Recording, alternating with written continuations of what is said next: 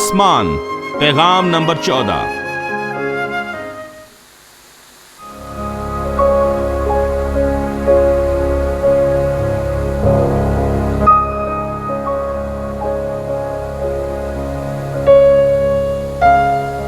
मुकाशफा 19 बाब 8 आयत। और उसको चमकदार और साफ महीन कतानी कपड़ा पहनने का इख्तियार दिया गया, क्योंकि महीन कतानी कपड़े से मुक़द्दस लोगों की रास्तबाजी के काम मुराद हैं।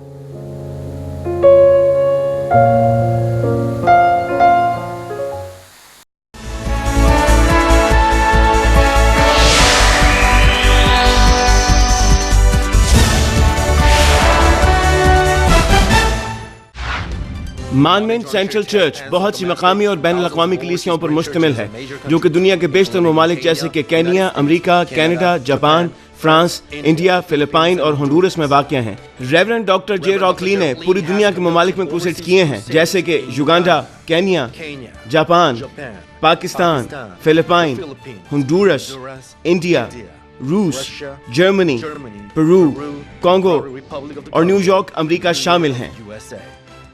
हालिया क्रूसेड जो कि मेडिसन स्क्वायर गार्डन में हुआ, 200 से ज़ायद ममालिक में सैटेलाइट के जरिए नशर किया गया। उनकी रूहानी और शिफाई इबादत को 200 से ज़ायद ममालिक में सैटेलाइट, रेडियो, टीवी और इंटरनेट के जरिए नशर किया गया है। सन 2000 में युगांडा में मुनक़दा इंजील मुक़द्दस क्रूसेड को CNN पर भी दिखाया गया और इन क्रूसेड्स की बुनियाद पर उन्हें बेदारी का आलमगीर रहनुमा करार दिया गया।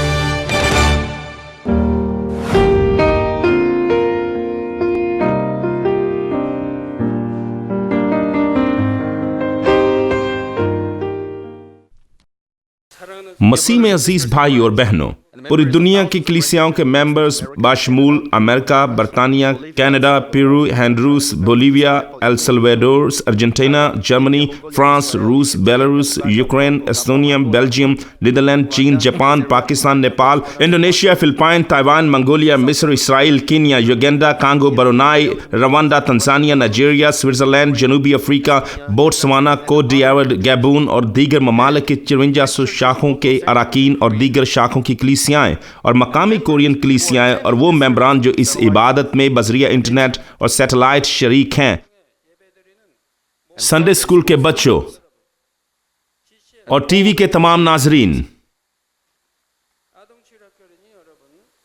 ये आसमान के मुतालिक पैगामात के सिलसिले का 14वां सेशन है। 10वें सेशन के बाद से मैं आसमान की बादशाही के आम अनासर के बारे में बयान करता आया हूं, यानी आसमान की बादशाही की बुनियादी फिजा और माहौल के ताल्लुक से। आसमान की बादशाही के आम कुदरती माहौल को बयान करते हुए मैंने आपको पहले आसमान की बादशाही के आसमान और ज़मीन के मुतालिक बयान किया था, फिर वहाँ की सड़कों और नहरों और वहाँ के पौधों और जानवरों के बारे में भी बताया था। आज से मैं आपको ये बताऊंगा कि खुदा के बच्चे किस अंदाज से इस माहौल में हमेशा के लिए रहेंगे। आज मैं सबसे पहले वो बात बयान करूंगा जो सबके लिए यकसां ज़रूरी है। आज के सेशन में मैं उस लिबास के बारे में बयान करूंगा जो हम आसमान में ज़ेब तन करेंगे। जब आप किसी दूसरे मुल्क का दौरा करते हैं तो आप ऐसे लिबास का बंदोबस्त करते हैं जो वहां की आबो हवा के लिए मुनासिब हों। आप ऐसा इसलिए करते हैं ताकि जिस हद तक मुमकिन हो आपका सफर खुशगवार गुजरे। और फिरदौस एक आरजी रहायशगाह की जगह नहीं, बल्कि हम वहां हमेशा के लिए रहेंगे। जैसा कि फिलिपियों 3 बाब 20 आयत में भी लिखा है कि हमारी शहरियत आसमानी है और हम आसमानी वतन के बासी होंगे। मैं खुदावंद के नाम में दुआ करता हूं कि इस पैगाम के वसीला से अब्दी आसमान पर शादमानी से जिंदगी गुजारने और इसे कामिल तौर पर अपना बनाने के भेद से वाकिफ होकर आप दाना और मुबारक ईमानदार में तब्दील हो जाएं।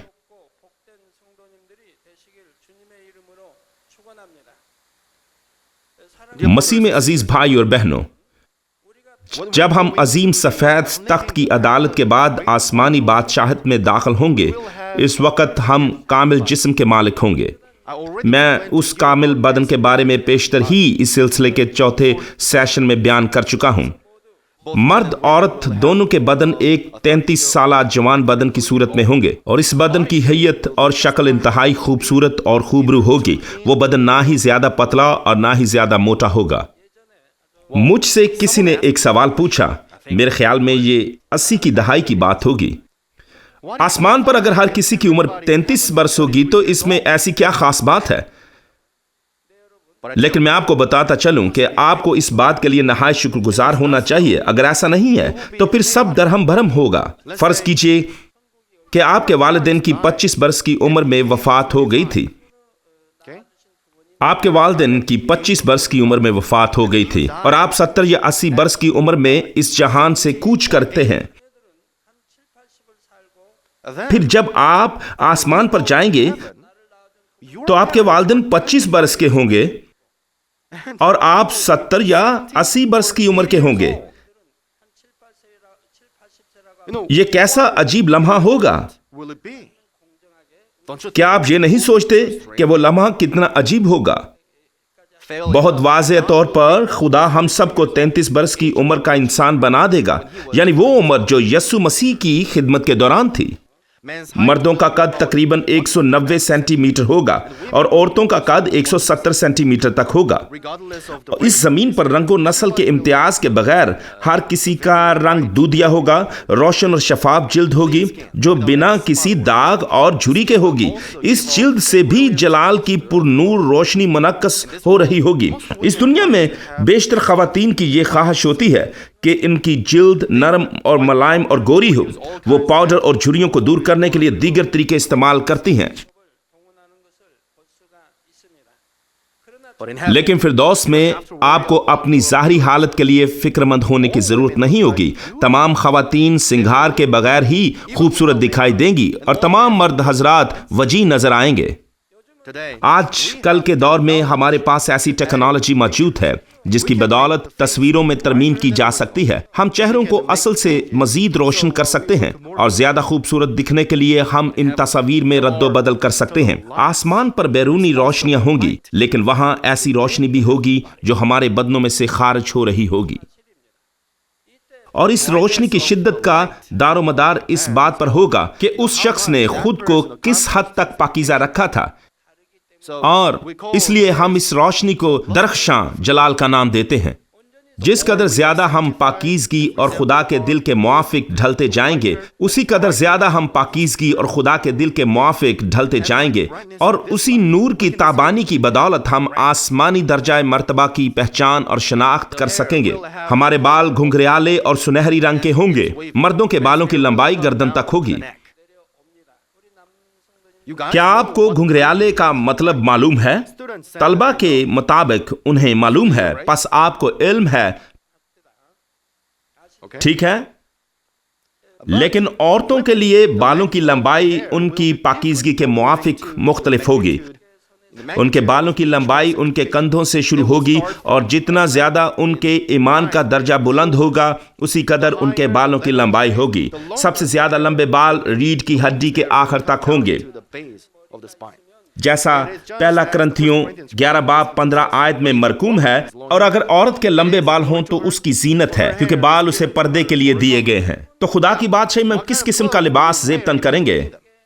مکاشفہ 19 باب 8 میں رقم ہے کہ اور اس کو چمکدار اور صاف مہین کتانی کپڑا پہننے کا اختیار دیا گیا، کیونکہ مہین کتانی کپڑے سے مقدس لوگوں کی راست بازی کے کام مراد ہیں.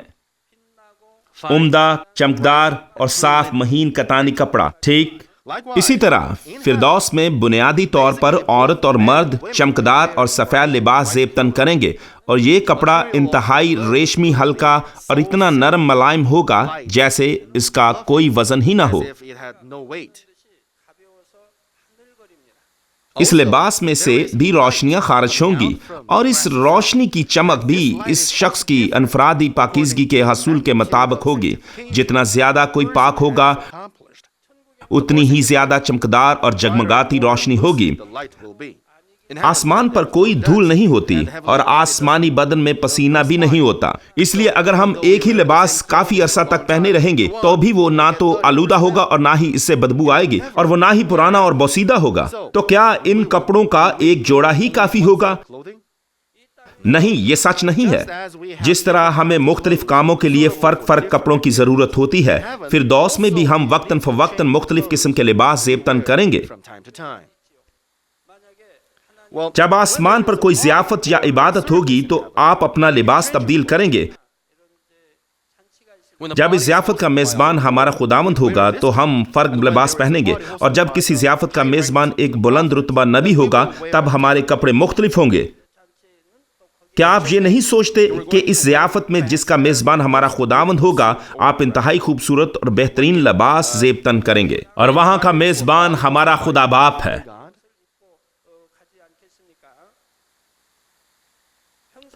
عام اوقات کے لیے ہمارے پاس فرق لباس ہوگا، اور ہمیں کسی تقریب میں شرکت کے لیے ضیافتی لباس کی ضرورت ہوگی، اور خدا کی پرستش کے لیے ہمیں ایک باضابطہ لباس کی ضرورت ہوگی۔ اگر ہم وہاں کھیلوں کی مشقوں میں حصہ لیں گے تو اس کے لیے بھی ہمارے پاس موزوں لباس ہو سکتا ہے۔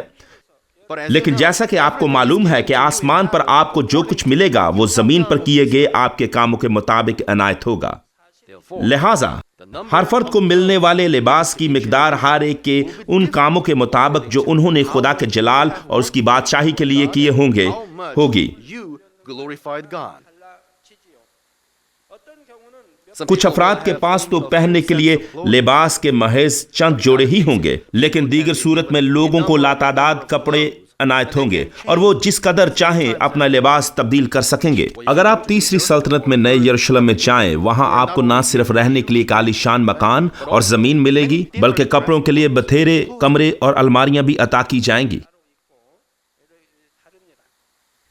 کچھ افراد کو ان کپڑوں کو خود ہی تبدیل کرنا پڑے گا، لیکن بعض کے لیے فرشتے اپنے مالک کا ذہن پڑھتے ہوئے ان کے لیے سب کچھ کریں گے۔ یہ سب اس وقت ہی ہوگا جب آپ تیسری سلطنت یا نئے یروشلم میں داخل ہوں گے۔ اگر آپ پہلی یا دوسری بادشاہی میں جاتے ہیں تو آپ کو یہ سب کچھ خود ہی کرنا پڑے گا۔ جب فرشتے آپ کا لباس تبدیل کرانے میں آپ کی مدد کرتے ہیں تو یہ کوئی پیچیدہ بات نہیں ہے، وہ آپ کے گرد چکر لگائیں گے اور یکدم سب کچھ ہو جائے گا۔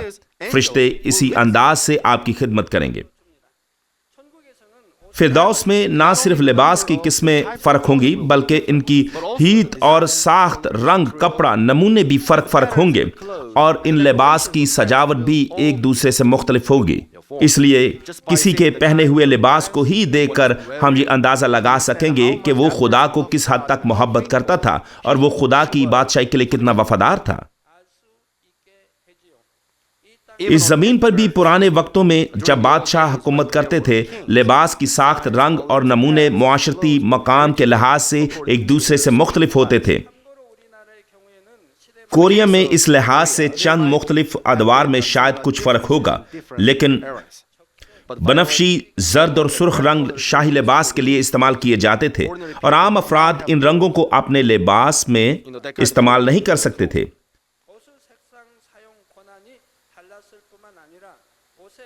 معاملہ صرف رنگوں تک ہی محدود نہیں تھا بلکہ لباس کے نمونوں کی ساخت پر بھی پابندی عائد تھی۔ مثلا ازدہے اور باز کا نمونہ صرف بادشاہوں کے لباس کے لیے استعمال ہوتا تھا۔ کپڑے، ساخت اور سجاوٹ کے لیے بھی ایسا ہی تھا۔ اسی طرح آسمان کی بادشاہی میں بھی ہمارے کاموں کے موافق خدا کا انصاف جو اجر ہمیں عنایت کرے گا وہ عین ہماری پاکیزگی کے معیار کے مطابق ہوگا۔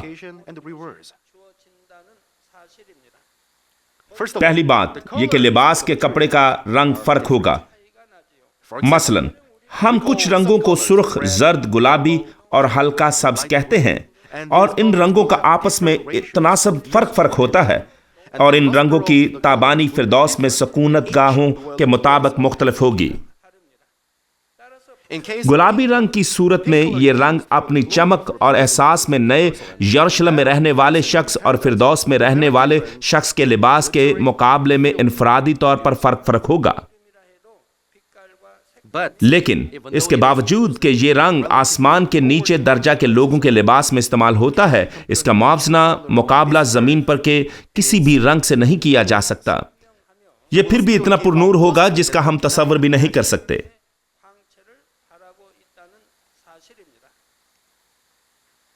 دوسری بات یہ کہ ہر لباس کے نمونے اپنے اندر خدا کے دیے ہوئے خاص الخاص معنی رکھیں گے۔ शुक्र गुजारी का नमूना, हमद का नमूना, दुआ का नमूना, शादमानी का नमूना और जलाल का नमूना, इन नमूनों की चंद मिसालें हैं। अगर कोई शख्स इस धरती पर अपनी सारी जिंदगी हर बात में शुक्रगुजारी में गुजारता है तो खुदा बाप उसके लिबास पर शुक्रगुजारी का नमूना कुंदा करेगा। मैं गुज़श्ता कल के लिए खुदा का शुक्रगुजार हूं, इसलिए मैं भी शुक्रगुजारी का नमूना हासिल करूंगा। नहीं, ऐसा नहीं है। ये शुक्रगुजारी आपके दिल की गहराइयों से निकलना चाहिए। हर बात में शुक्रगुजारी करें और हर वक्त खुश रहें और बिला नागा दुआ करें। आप चाहे आजमाइशों और जुल्मों तशद्दुद में से ही क्यों ना गुजर रहे हों, जरूर है कि आप खुदा की शुक्रगुजारी करें। बाइबल इस बारे में ये फरमाती है, चूंकि आप में ईमान है इसलिए आप हर बात में शुक्रगुजारी करते हैं। आप इसलिए शुक्रगुजारी करते हैं क्योंकि आप फिरदौस के बारे में पुरुम्मीद हैं। सिर्फ इस वक्त जब आप इस अंदाज से अपने दिल की गहराइयों से शुक्रगुजारी करेंगे, आपको शुक्रगुजारी का नमूना दिया जाएगा।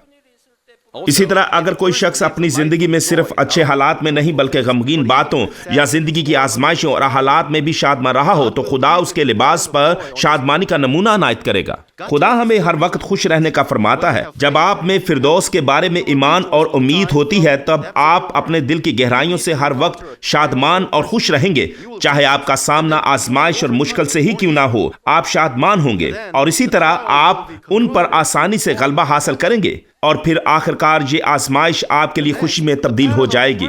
अगला नमूना जो कि हमद का नमूना है, उन लोगों को अता किया जाएगा जो खुदा बाप की हजूरी में हमद की मकबूल और दिलकश खुशबू अपने दिल की गहराइयों से तारीफ व मदा सराई गाते हुए खुदा के फजल और मोहब्बत के लिए नजर करेंगे, चाहे वो सताइश में रहनुमाई ना ही करते हों। अगर आप अपने पूरे दिल से खुदा की हमद व सताइश करते हैं तो आप वो शख्स हैं जो खुदा को सच्चा प्यार करते हैं। यकीनन आप ईमान से और रूहानी मोहब्बत से भरे होंगे। खुदा से मोहब्बत का सबूत क्या है? सबूत यह है कि खुदा के हुक्मों को माना जाए और नूर में जिंदगी बसर की जाए। वो अफराद जो खुदा को सच्चा प्यार करते हैं और हकीकी ईमान रखते हैं, वो अपने दिल की गहराइयों से खुदा की हमदो तारीफ करते हैं और उनको हमद का नमूना अनायत किया जाएगा। और उन लोगों के लिबास पर जिन्होंने अपनी जिंदगी खुदा की बादशाही और आसबाजी के लिए दुआ में सर्फ की होगी, दुआ का नक्श कुंदा होगा। लेकिन वो नमूना जो किसी भी नमूने से ज्यादा चमकदार और इंतहाई रोशन होगा, जलाल का नमूना होगा।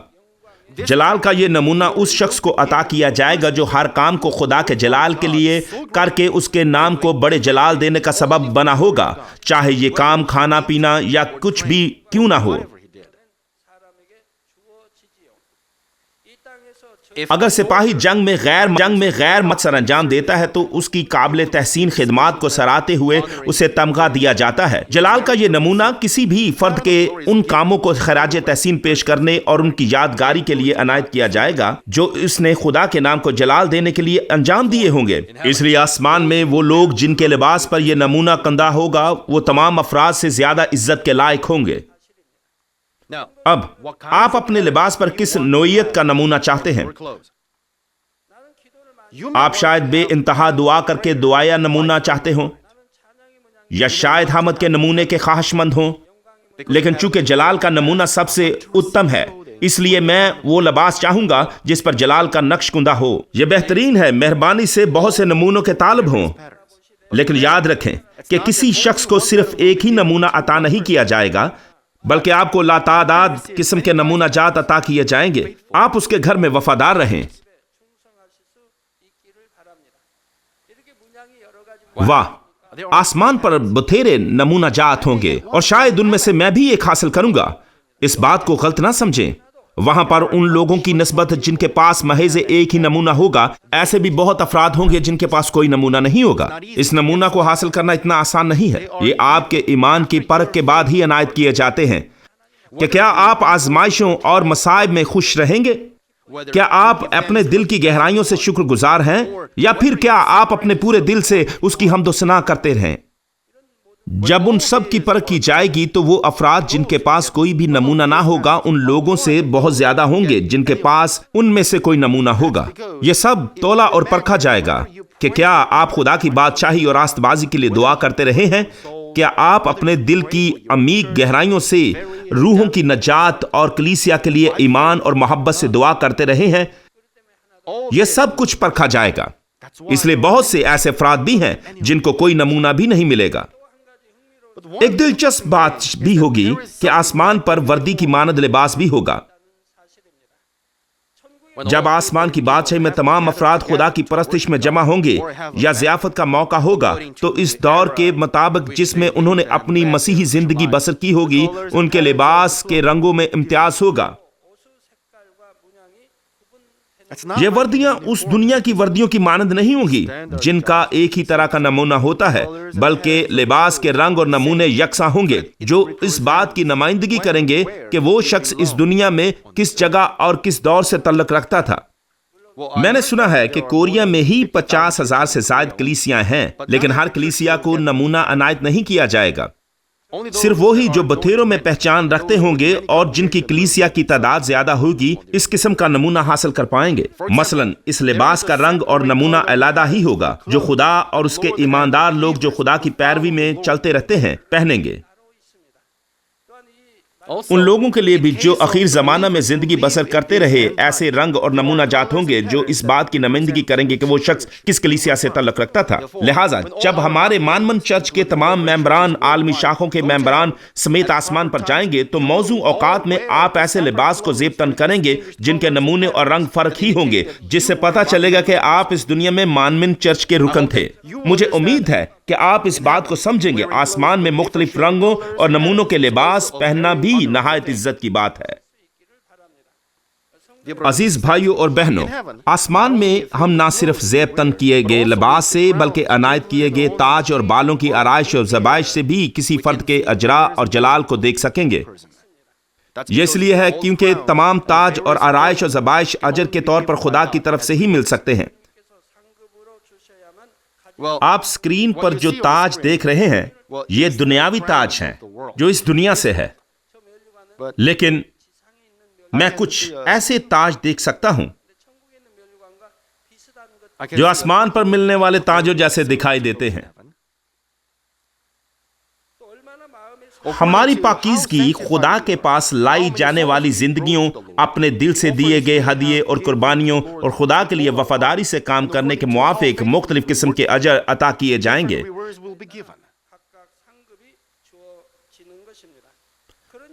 پس ہر ایک کے اعمال کے مطابق عنایت کیے جانے والے تاج اور زیورات کی آراستگی بھی فرق ہوگی، اور ان زیورات کی تعداد، روشنی اور جگمگاہٹ اور تابانی بھی مختلف ہوگی۔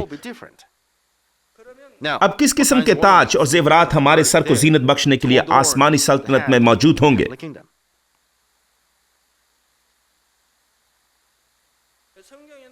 بائبل بہت قسم کے تاجوں کا ذکر کرتی ہے اور ان کا تعلق ہر کسی کی پاکیزگی کے معیار کے مطابق ہوتا ہے۔ اس لیے ہر تاج کے حصول کے لیے اہلیت بھی فرق ہوگی اور ہر تاج کی قدر و قیمت بھی مختلف ہوگی۔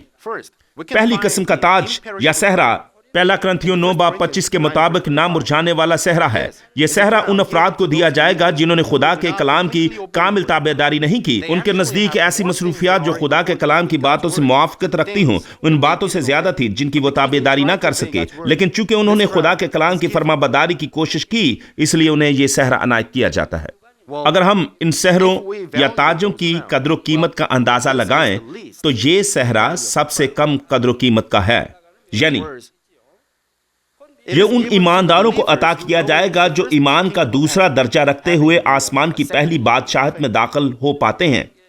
ایمان کے پہلے درجہ میں یہ نجات شرمندگی ہے اور اس درجہ میں موجود افراد کا کوئی اجر نہیں ہے۔ ایمان کے اس درجہ کی بنا پر وہ فردوس میں داخل ہو جاتے ہیں، لیکن وہ ایماندار جو مشکل سے ہی نجات پاتے ہیں، یعنی وہ لوگ جنہوں نے خدا کے کلام کے مطابق زندگی بسر کرنے کی جدوجہد نہیں کی ہوتی اور وہ فردوس میں داخل ہوتے ہیں، پر وہ کسی قسم کا اجر نہیں پائیں گے۔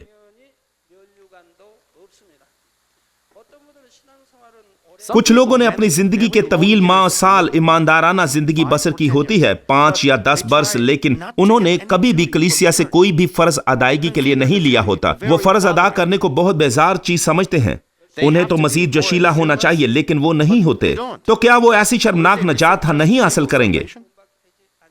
ان کے پاس خدا کو پیار کرنے کا یا کسی بھی فرض کی ایمانداری سے سبکدوشی کا کوئی ثبوت نہیں ہوتا، کیونکہ ان کے پاس وفادار رول نہیں ہوتا اور وہ اس بات کی کوشش نہیں کرتے کہ انہیں کوئی فرض سونپا جائے۔ پہلا پطرس 5 باب 4 آیت میں ایک نہ مرجھانے والے جلال کے سہرے یا تاج کا ذکر ملتا ہے۔ یہ تاج ان ایمانداروں کو عنایت کیا جائے گا جو ایمان کے اس درجہ پر ہوں گے جہاں وہ خدا کے کلام کے موافق زندگی گزارتے ہیں، یعنی وہ لوگ جو ایمان کے تیسرے درجہ پر موجود ہیں۔ ایمان کے اس درجہ پر موجود افراد عملی طور پر گناہ نہیں کرتے، اس لیے وہ کم از کم ایسی کوئی حرکت نہیں کرتے جس سے خدا کے نام کی تحقیر ہو۔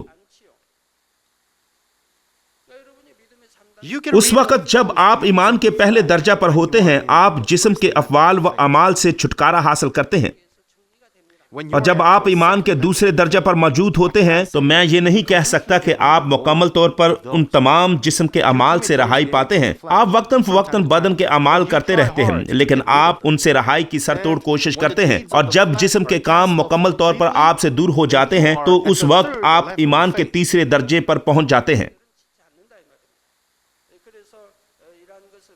چونکہ آپ ایمان سے بھرے ہوتے ہیں، اس لیے آپ مزید گناہ نہیں کرتے۔ اب آپ مختلف آزمائشوں سے گزرتے ہوئے جسم کی خواہشوں سے نہ کہ جسم کے کاموں سے آزادی حاصل کرتے ہیں، یعنی وہ خواہشات جو آپ کے ذہن کے ساتھ مرکب ہوتی ہیں۔ آپ تیسرے درجے پر ایسی گناہ آلودہ خواہشات سے جو کہ آپ کی سوچوں اور خیالات کے وسیلہ جنم لیتی ہیں نجات پاتے ہیں۔ چاہے 10، 30 یا 50% تک ہی کیوں نہ ہو، وہ خدا کے نام کو جلال دیں، لیکن وہ کسی حد تک خدا کے کلام کے مطابق زندگی بسر کرنے کی کوشش ضرور کرتے ہیں۔ جب آپ نور میں چلتے ہیں تو آپ کو دیکھ کر دنیاوی افراد شاید سوچیں، میں اس بندے کی مانند بننے کے لیے چر جانا چاہتا ہوں۔ جب وہ آپ کو دیکھیں گے تو اس طرح بولیں گے۔ اس طرح آپ خدا کو جلال دینے کا سبب بنتے ہیں۔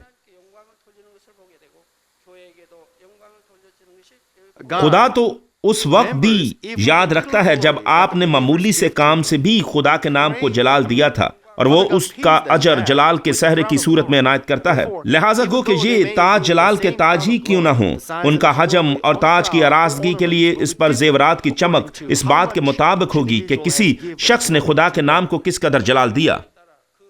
اور اب یعقوب 1 باب اور 12 آیت میں یوں بیان ہے، مبارک وہ شخص ہے جو آزمائش کی برداشت کرتا ہے، کیونکہ جب مقبول ٹھہرا تو زندگی کا وہ تاج حاصل کرے گا جس کا خداوند نے اپنے محبت کرنے والوں سے وعدہ کیا ہے۔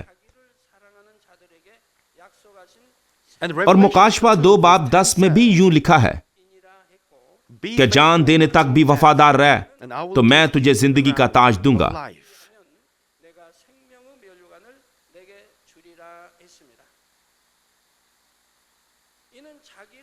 یہ ان کے بارے میں ہے جن کا تکبر ختم ہو چکا ہے، اور ان کے لیے جو روح میں جا چکے ہیں، اور دوسرے لفظوں میں جو ایمان کے چوتھے درجے میں ہیں۔ آئیں ایک مرتبہ دوبارہ غور کریں۔ مبارک ہے وہ آدمی جو آزمائشوں کی برداشت کرتا ہے۔ اب وہ اپنی آزمائش پر فتح مند ہوا ہے، تب آزمائش کے بعد وہ روح میں آ جاتا ہے۔ وہ تمام آزمائشوں میں غالب آ کر روح میں داخل ہوتا ہے، اس لیے وہ مبارک ہے۔ تو پھر وہ کس قسم کی برکات حاصل کرے گا؟ جب وہ مقبول ٹھہرا ہو تو، یعنی دوسرے الفاظ میں جب وہ خدا کی نظر میں مقبول ٹھہرتا ہے، یعنی جب وہ خدا کی نظر میں ایک روحانی انسان کی صورت میں مقبول ٹھہرے گا تو وہ خدا کے وعدے کیے ہوئے زندگی کے تاج کا حقدار ہوگا۔ میں یہ بیان کر چکا ہوں کہ ایمان کے چوتھے درجے پر موجود ایماندار وہ افراد ہوتے ہیں جو خدا سے بے پناہ محبت رکھتے ہیں۔ وہ خدا کا تاج پائیں گے جس کا اس نے وعدہ کیا ہے۔ چونکہ اس نے خدا سے محبت رکھی، اس لیے وہ آزمائش پر غالب آیا اور بدی کی تمام صورتوں کو ترک کر دیا اور پاک بن گیا۔ اس نے بدی کی تمام صورتوں سے نجات حاصل کر لی اور دنیا کی چیزوں سے کنارہ کیا۔ وہ دنیا کی چیزوں کو نہ دیکھتے ہوئے روح میں داخل ہو چکا ہے اور خود کو دلہن کی مانند آراستہ کیا ہے۔ وہ خدا کے حکموں پر عمل کرتا ہے کیونکہ یہی خدا کے لیے اس کی محبت کا ثبوت ہے، اور تب اسے زندگی کا تاج عطا کیا گیا۔ پس ان لوگوں کو جو ایمان کے چوتھے درجے پر موجود ہیں اور وہ آسمان کی تیسری بادشاہی میں داخل ہوں گے، زندگی کا تاج عنایت کیا جائے گا۔